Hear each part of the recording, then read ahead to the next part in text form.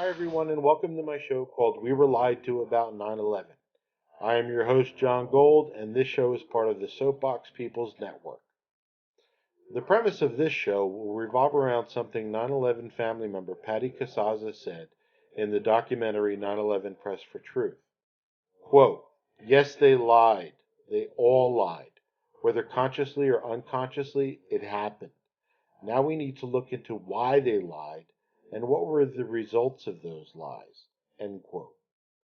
This show will revolve around the results of those lies with regards to American soldiers and others that have died in this seemingly endless war on terror. Okay, this is John, and I'm here with Cindy. Hi, Cindy. Hello, John. How are you? I'm doing okay. All right, good. I'm going to read your bio.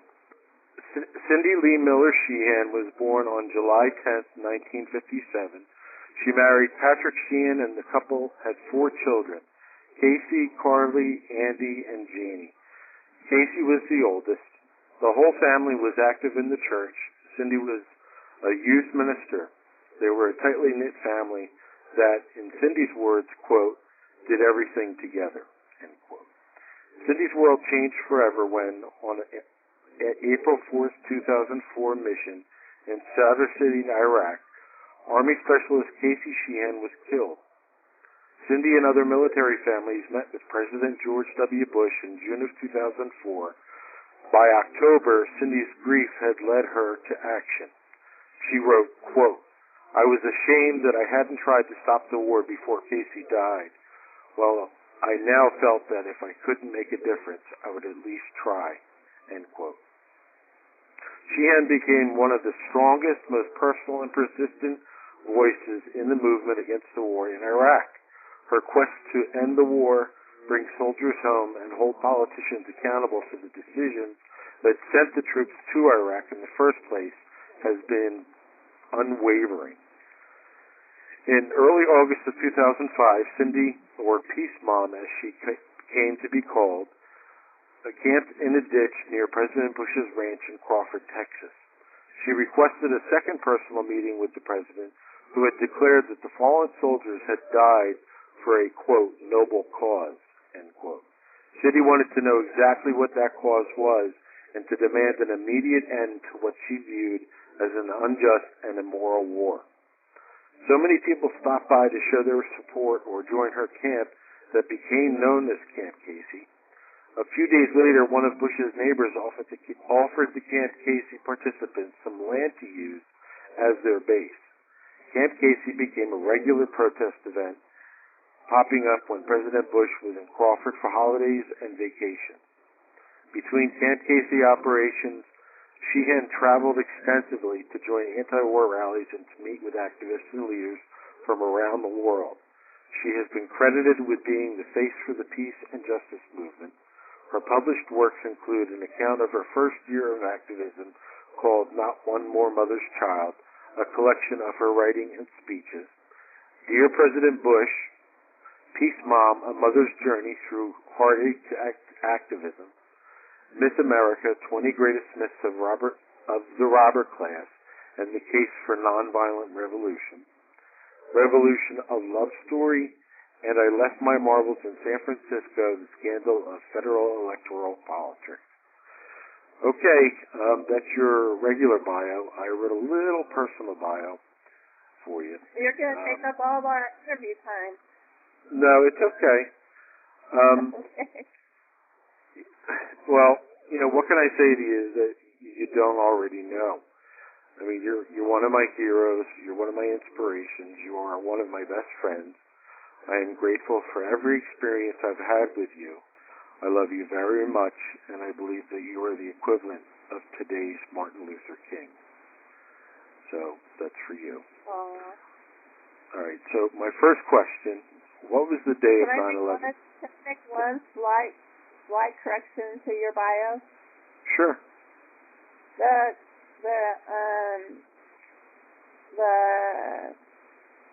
title of Myth America is Myth America, the 20 Greatest Myths of the Robber Class and the Case for Revolution. Nonviolent isn't in there. Oh, well, it was on, anyway, it was in wherever you found that, send that to me so I can You got to change correct it, yeah. I actually, the book that it ended on, I think was Mother's Journey or Peace Mom. I actually added the rest of the books to get it up to okay. date. Anyway. Well, it's for revolution, and nonviolent isn't, it's an important distinction.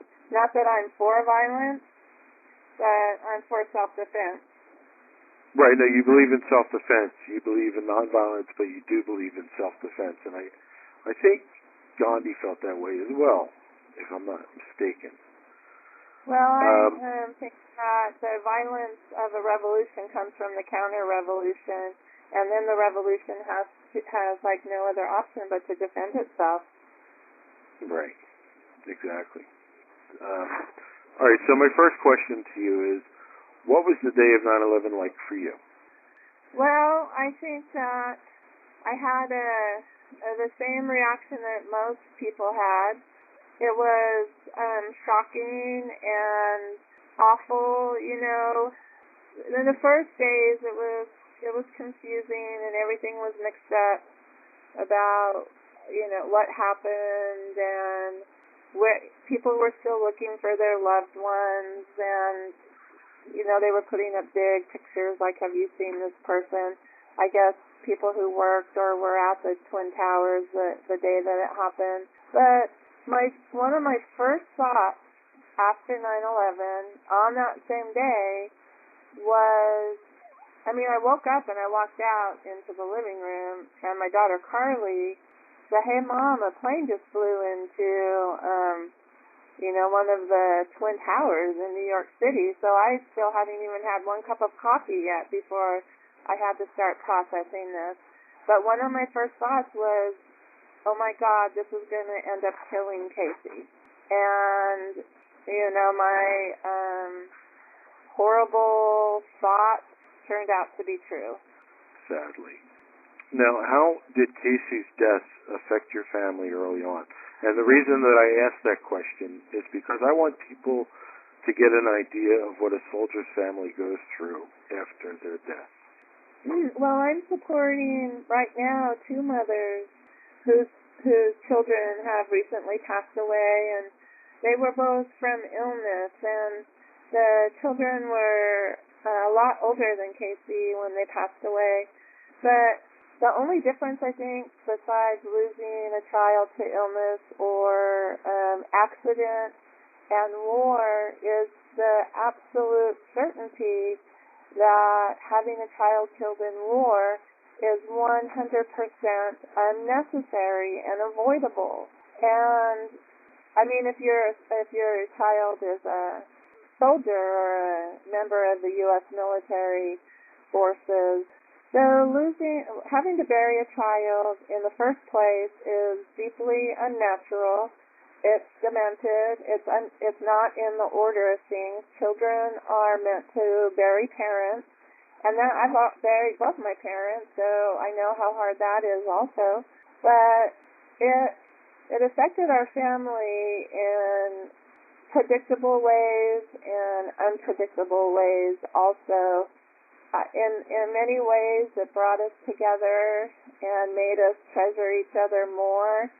In some ways, it tore us apart, like it tore my marriage apart. And, just little things that as a mother, you think, oh my God, I don't know how I would ever survive having one of my children die before me. It's just not a possible thing to survive. But then every day, day by day, you survive it.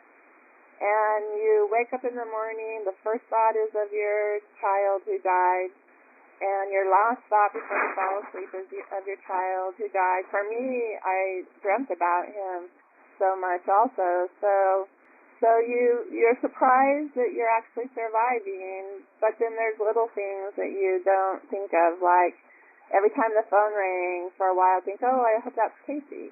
And then you get really super disappointed. And I was so involved in my own grief, but I was also able to see how my children were affected by it. And I just came to the realization that Casey was the oldest, so the other three had never known a life without Casey. Casey was always there, and for them.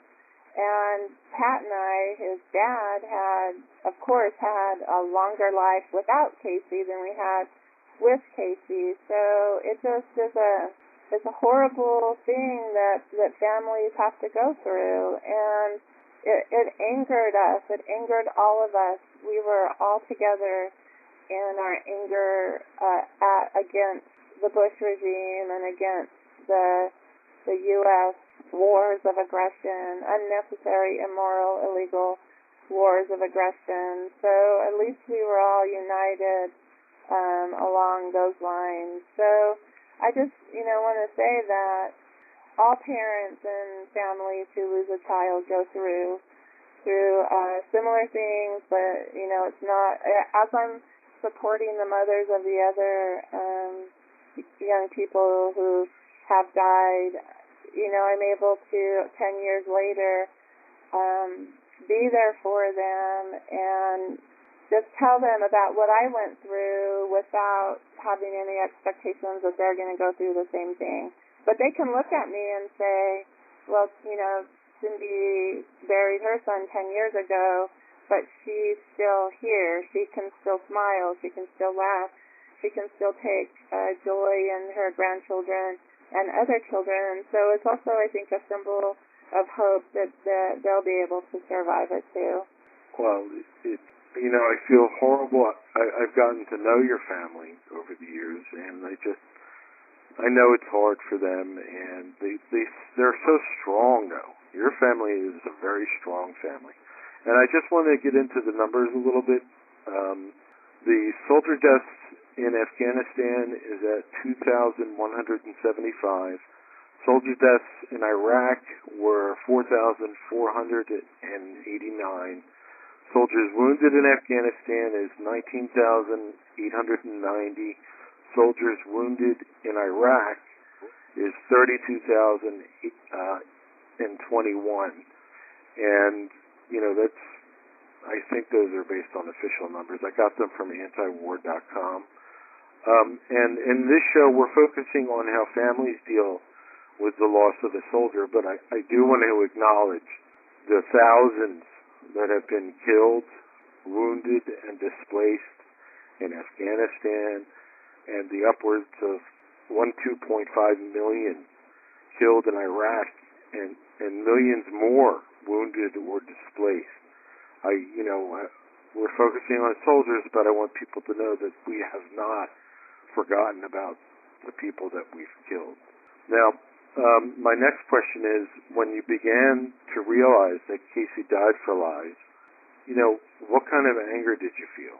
And you kind of talked about that already. So it was a collective anger through the family. Right. Well, we already agreed that even before he left, that if something happened to him, it would be for lies. It would be for just total and complete BS and for profit. And so the anger, I'm still angry about that. And I think we all are still angry about that. And I think we're even more angry because we haven't had any accountability for Casey's death. And we're angry because the wars are still continuing, and not just continuing, but Obama's been able to expand the wars.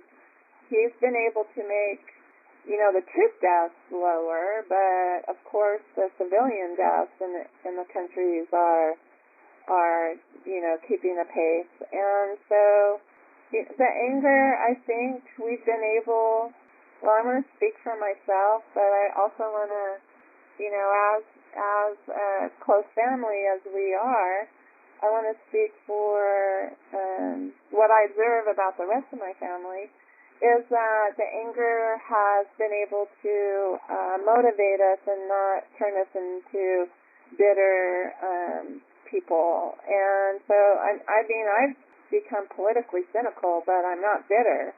And I think politically cynical just mostly means I'm a realist about our system. So yeah, just crazy angry about what's happened, crazy angry that nobody's been held accountable for those lies. And I know... Go ahead. We have a two-tiered justice system in this country where, we are, the laws apply to us, and sometimes they don't apply to the other people, the elite. But go ahead. Yes, absolutely, that's true. And at least a two-tiered justice system. Right. But, I'm also angry at myself because, 9/11, you always say we were lied to about 9/11, and what's my response? We are lied to about everything. And 9/11 wasn't the first or the worst time that we've been lied to about war or false flags.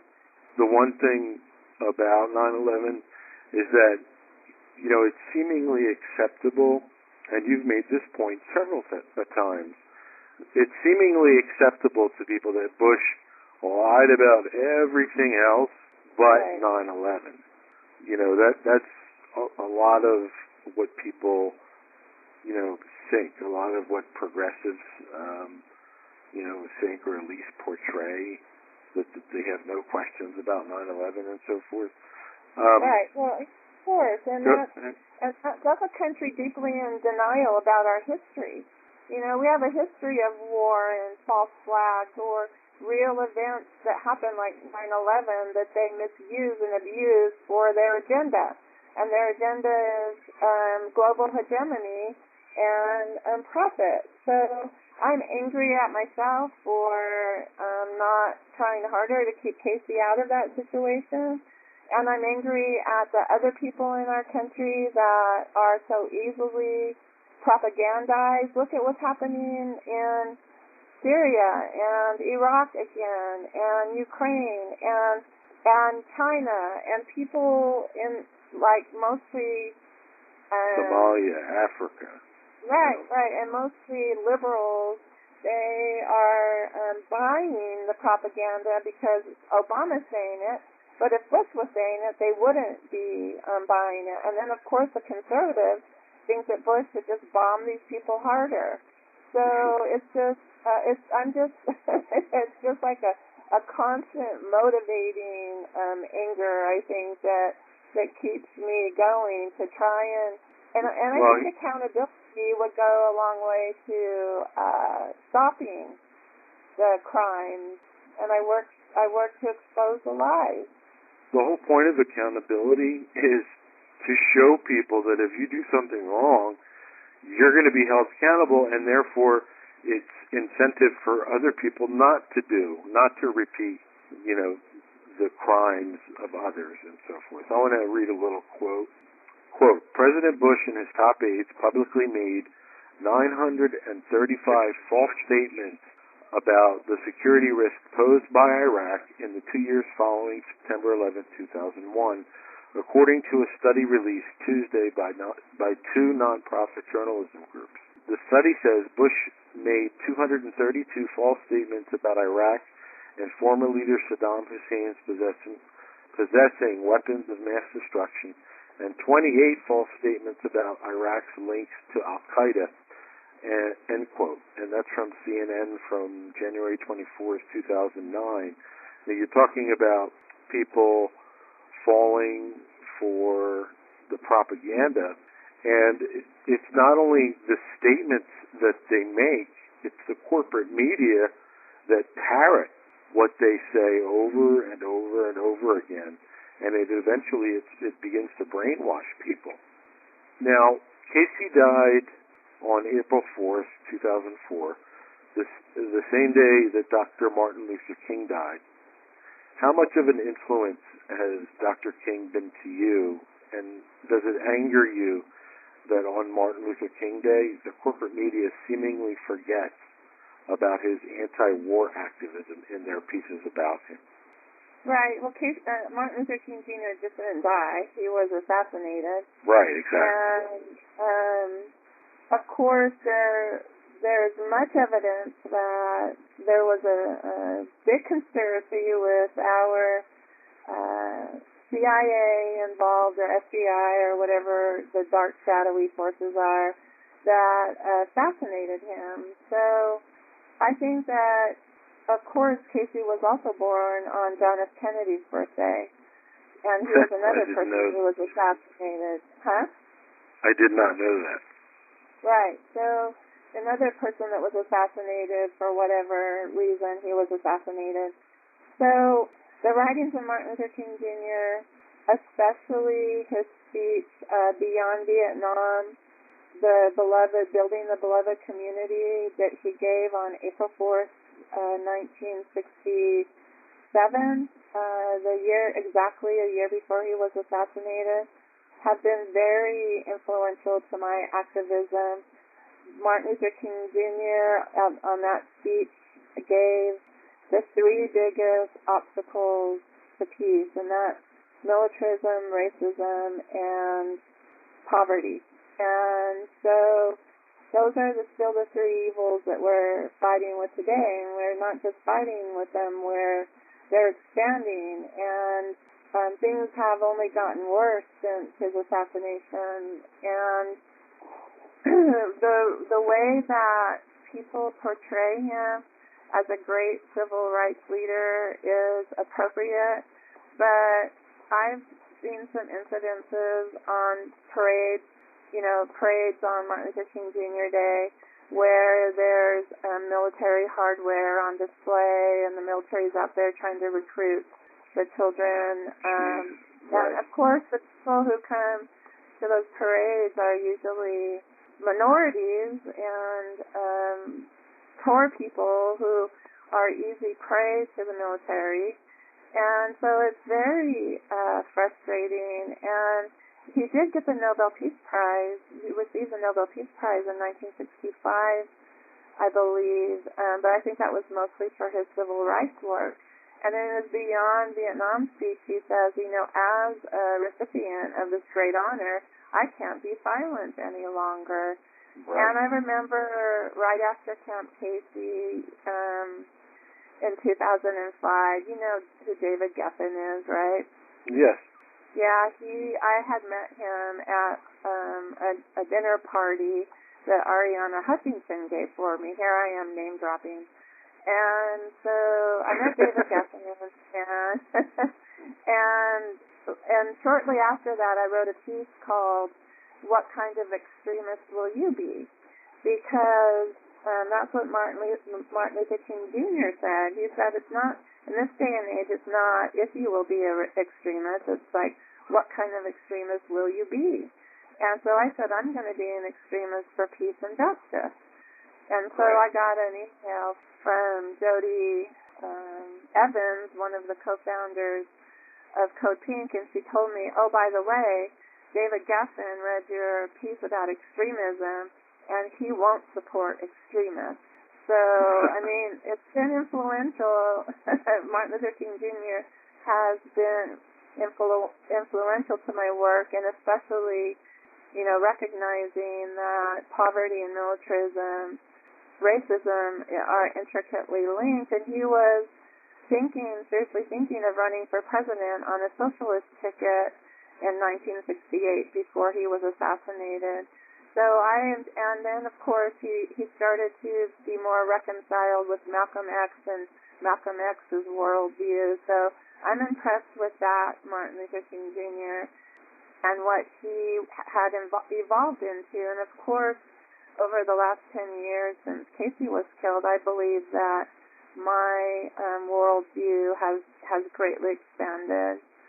Well, as I said earlier, that you are today's equivalent of Dr. Martin Luther King, and I often ask people this question: could we actually have a Dr. Martin Luther King in today's world with a corporate media that refuses to give attention to those who are really trying to make a change?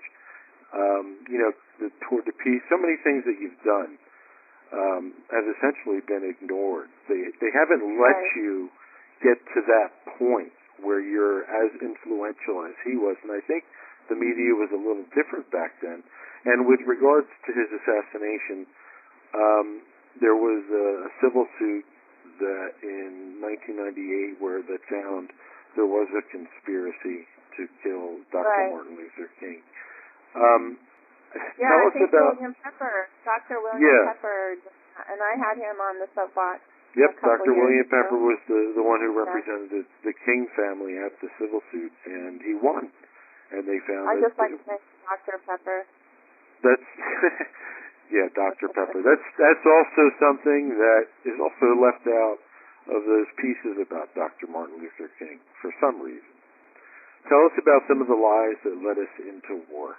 Well, I mean, of course, that Saddam and Osama were working together, that Iraq had anything to do with 9/11, that Iraq had weapons of mass destruction. And when I was in front of the Downing Street memo hearing in Washington, D.C. on June 16th, 2005, the one that John Conyers gave, I talked about, it was in 1999, an author, Mickey Herskovitz, was writing a book about George Bush. So it was going to be a biography, and he was interviewing George Bush in 1999, and George Bush said, if I ever become president, I'm going to go get Saddam Hussein. I'm not going to stop at the border like my dad did. I'm not going to make that mistake. And so I'm paraphrasing because I don't remember the exact wording about that. But so this was, and I think it was it the first cabinet meeting George Bush had? I think Ron Feinstein reported on this. He said, so how do we get Saddam? Basically, what Paul O'Neill said, the Secretary of Treasury back then, on the first principals meeting 10 days after his inauguration, the topic was Iraq, and he said that topic A was Iraq, and it was essentially about the president asking them to, quote, go find me a way to do this. So, go ahead. So anyway, I mean, those are basically the mushroom cloud line that the next probable Democratic nominee for president, Hillary Clinton, was in on, that scandal. And then there was the Iraq White House group that actually was convened to figure out how to sell the war to the gullible American public. That included Judith Miller. She was among the White House Iraq group, and remember, she was the one to write those articles for the Times. Right. They should all be tried for war crimes and crimes against humanity. They should all be in prison. Yeah, they should all be in prison. And with regards to the lie that Iraq had something to do with 9/11, I have a few bits of information that I'm going to read. And this is a quote from Helen Thomas. She said, you couldn't sit in that press room day after day, every time it was mentioned by Ari Fleischer or Scott, they would say in one breath, 9/11, Saddam Hussein, 9/11, Saddam Hussein. I don't blame the American people for thinking there was a tie, end quote. And that's from Helen Thomas. And I have some polls. Nearly 7 in 10 Americans believe it is likely that ousted Iraqi leader Saddam Hussein was personally involved in the September 11th attacks, says a poll out almost 2 years after the terrorist strike against this country. That's from USA Today, September 6, 2003. 41% of Americans answered yes to the question, do you think Saddam Hussein's regime in Iraq was directly involved in planning, financing, or carrying out the terrorist attacks of September 11th, 2001. That was 41% of Americans, and that was in June 24th, 2007. There was a poll conducted in April 2003 that asked whether or not Saddam was personally involved in 9/11. 53% said yes. And the last quote I want to get, or poll that I want to bring attention to, is a Lemoyne College Zogby poll from February 2006, taken of soldiers serving in Iraq, said that, quote, 85% said the U.S. mission is to, quote, retaliate for Saddam's role in the 9/11 attacks. That's 85% of the soldiers serving in Iraq. 77% said that they also believed the main or major reason for the war was to, quote, stop Saddam from protecting Al-Qaeda in Iraq. Can you imagine what the soldiers were being told? Yeah. He never believed it. He didn't want to go. Huh? Casey never believed it. He didn't want to go. Right. Yeah, that's a lie. That's a lie that a lot of people say, is that Casey volunteered and he was so patriotic, and it was nothing of the sort. He did not agree with this war at all.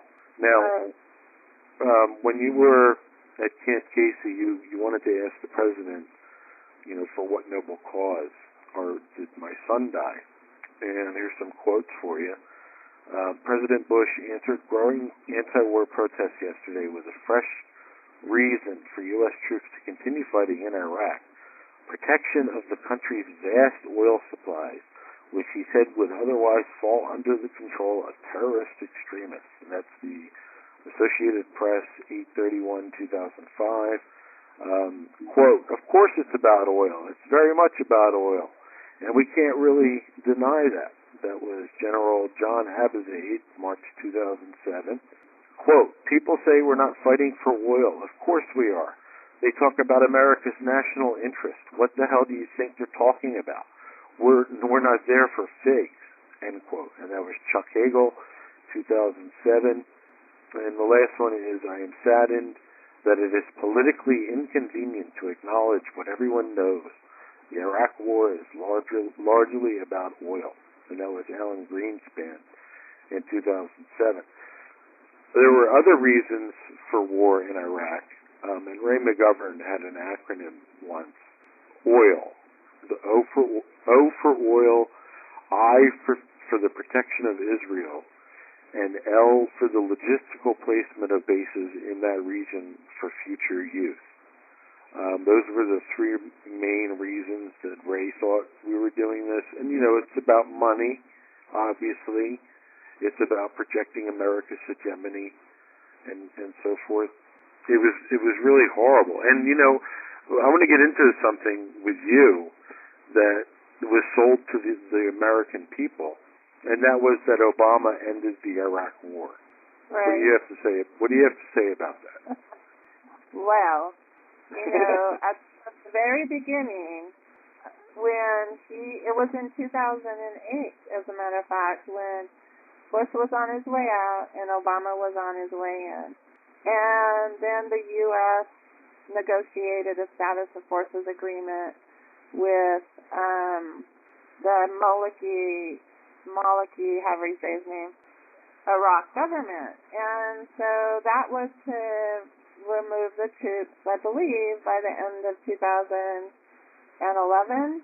But Obama, when he came in, so actually, even if the Iraq War ended, it wasn't Obama. It was under the Bush administration that status of forces, or SOFA, was negotiated. And Obama's administration did everything it could to overturn a provision that the most status of forces agreements between our country and other countries have a little codicil that U.S. troops can't be prosecuted for any crimes that they commit while they are there. And, especially in places like Okinawa, the citizenry have, risen up in uprising over U.S. troops raping and murdering while they're stationed there. And so the Iraqi parliament said, no way, we're not going to give them immunity from these crimes. And so Obama tried really, really hard to keep more troops there. And so they never totally left. There was always troops in Iraq. There's an enormous embassy with, thousands of employees. It's the biggest embassy the U.S. has in Baghdad. Then there's a big consulate in Basra, I believe. And so, of course, the U.S. never leaves a country that it's bombed to pieces, except Vietnam, because we were forced out. And so now, of course, we're back in actively bombing, and there's how lucky for Obama. Yeah, I know. How lucky for him that something that he wanted in the first place, and that we're now going back into Iraq. And they actually, I think, they overturned that whole immunity issue. That doesn't apply anymore, from what I read. Well, not only that, but last year Obama was really jonesing to bomb Syria, and he didn't get to do that because Putin kind of pulled the plug on that. Yep. And now we're bombing Syria. Exactly. And I really think the end game is Iran, because now Netanyahu and other, Zionists here in the United States are saying that ISIS is now in Iran. Isn't that convenient? Well, so the whole I think point. That has been Iran since the Bush administration, but there was actually active opposition against Bush, and Bush wasn't able to complete his mission to go into Iran. Right, he wanted to bomb Syria, and now amazingly, we're bombing Syria. Right. What a coincidence. And the whole point has been to take out Assad, to isolate Iran, to take out Russian influence in the region. That's essentially what it's about, is isolating Iran. And, Wesley Clark, agree with him or not, like him or not, he made that statement of that list of countries that we're supposed to be taking out, and it seems as if, all of that is true. That's also in the Project for a New American Century, and so Right. people in the Middle East know what this is all about, for sure. So Absolutely. we're running out of time, and we don't even have time to talk about Obama's program in South America and Africa. We didn't even talk about Libya. And now Hong Kong. There's supposed to be some huge revolution in Hong Kong that's fomented. There's evidence that's being fomented by the National Institute for Democracy, or National Democracy Institute, National Endowment for Democracy, which is just the CIA, to isolate China. So China and Russia are really the two biggest stumbling blocks to U.S. total hegemony, and clever Obama, the Nobel Peace Prize winner, is figuring out how to slowly isolate and undermine those countries. So did you have another question for me? I have, there's two questions. Casey was not buried in Arlington Cemetery. Instead, he was buried closer to you. How often do you go see him? We go as a family on the special days: his birthday, his death day, Christmas. He loved Halloween, so we go and we put Halloween decorations on his grave or tombstone, or gravestone, whatever. And so I just live now. I live probably 3/4 of a mile from him, so I do go and I visit often. I make sure that he has appropriate flowers, and when I go there, the last time I went there, somebody had put a symbol, a First Cavalry symbol, on his stone. It was the First Cavalry, which is yellow with a black horse on it. Yeah, it's yellow with a black horse, and it usually has a 1 on it for First Cavalry, because Casey was in the First Cavalry. This one said 040404 on it, because 8 soldiers from the First Cav died the same day that Casey died. So Casey and 7 other cavalry members. When he first died, I used to go every day, and I would take my journal, and I would write letters to him, and that's what I advise mothers or fathers to do when their children die, is to write them a letter every day telling them how you feel and how much you miss that person, what that person's life meant to you, and just other things. Like I used to write what I did, and Janey and I went to lunch, or, whatever, just like if I were writing to Casey if he was alive. So now it's probably, I would say every 4 to 6 weeks that I go up there now, because I recognize that that's not where Casey is. Casey is in his nieces and nephews. He's in us. He's in, all of all of our memories and our love. That's where Casey is. Well, I've told you before that Cohen looks strikingly like Casey, in my opinion. And I'm a little older than... Cohen's my son Andy's son. And Andy, the older he gets, the more he looks like Casey, the more he sounds like Casey.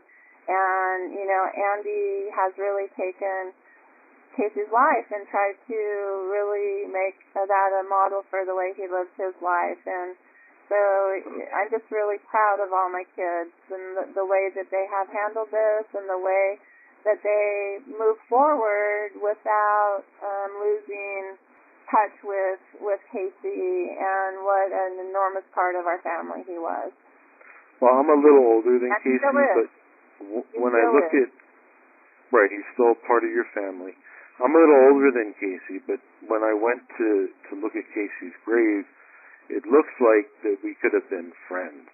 He liked Superman, Van Halen. I used to watch the WWF when I was a kid, and, I want to end on this. I've made this mistake a couple of times. I used to say, quote, imagine how many more Cindys there are out there, as a reference to the mothers who've lost a child in these wars. And the truth of the matter is, there's only one Cindy Sheehan. And I want to thank you very much for coming on my show today. And I want everybody to be sure to watch what comes after the interview. So again, Cindy, thank you very much for taking the time to come on today. And I love you very much.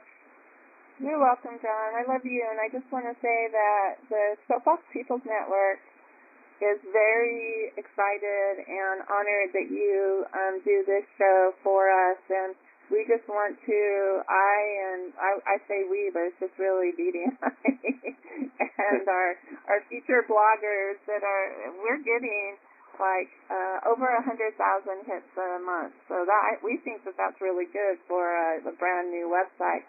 But we just wish you all the success, and, we're hoping that we just build these alternative, this alternative media that is truly principled, whether it's left-wing or right-wing or whatever, it's just principled. And so I just want to thank you for doing the show and for being on the Soapbox People's Network. Thank you very much, Cindy, and you have a great day. Okay, you too, John. Talk to you. All right. Bye-bye. Bye.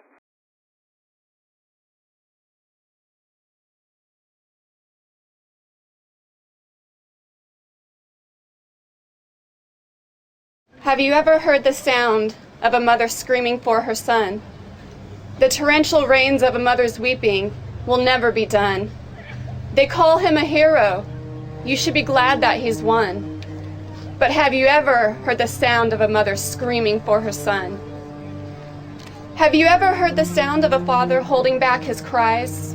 He must be brave because his boy died for another man's lies. The only grief he allows himself are long, deep sighs. Have you ever heard the sound of a father holding back his cries?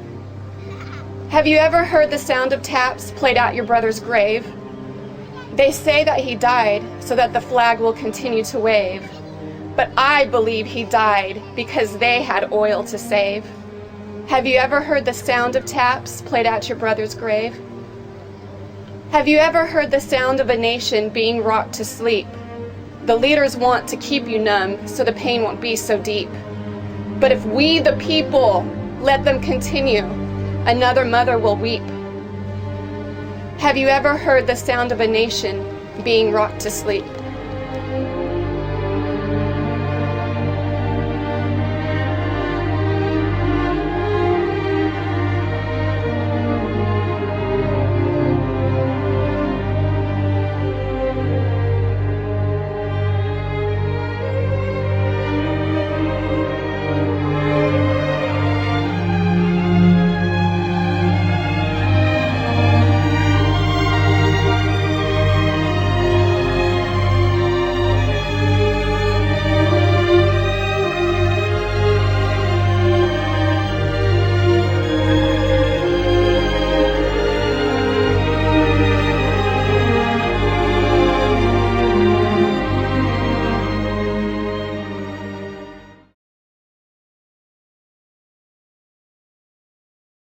This show is dedicated to Casey Sheehan.